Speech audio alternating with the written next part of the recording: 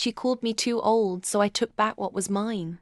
They say old age makes you weak. But they forget. We've lived long enough to play the game better. Last summer, my only daughter looked me in the eye and said, "You're too old to come to Hawaii with us, Mom. The flights, the walking, you just wouldn't manage." I chuckled. Not because it was funny, but because I remembered. I remembered the 42 hours of labor I endured to give her life. I remembered selling my wedding ring to pay for her college when her father died. And I remembered how that very house she now called hers was the one I bought 38 years ago with every penny I scraped as a nurse, mother, and widow. But sure, I'm too old.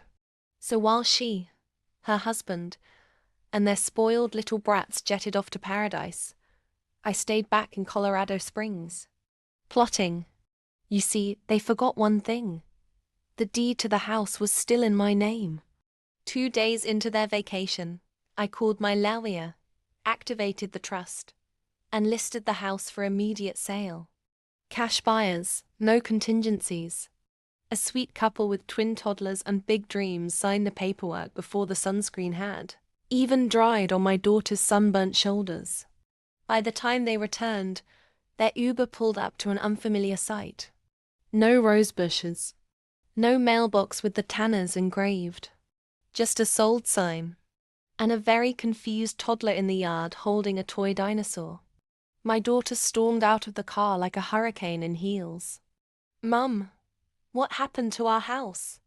I sipped my lemonade, sitting across the street in my new assisted living suite high-rise, classy, with a view of Pikes Peak and no screaming kids. I smiled. "Oh, honey, I'm too old to fly, remember, but not too old to sell." She lost it, screaming about betrayal, legality, family. But when I showed her the bank transfer, half of which had already gone to a women's shelter and scholarship fund in her name, she went silent. Here's the kicker. Her husband had just lost his job. Their savings? Burned up on Mai Tais and luxury resorts. The only roof they had was gone.